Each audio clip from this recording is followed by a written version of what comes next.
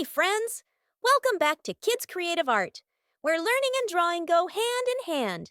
Today, we're going to draw two important shapes, a square and a rectangle, and we'll learn how they're similar and what makes them different. Step 1. Draw a square. Let's start with the square. Use your ruler or draw carefully. We need 4 equal sides. That means all sides are the same length.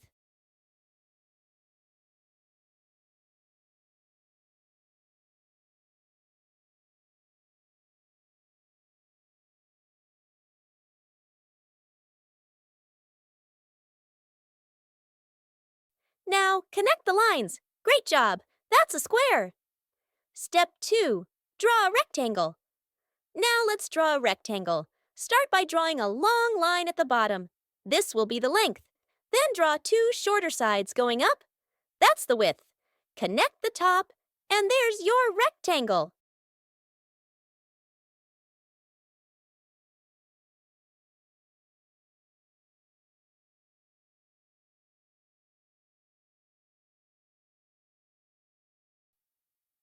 So what's the difference between a square and a rectangle?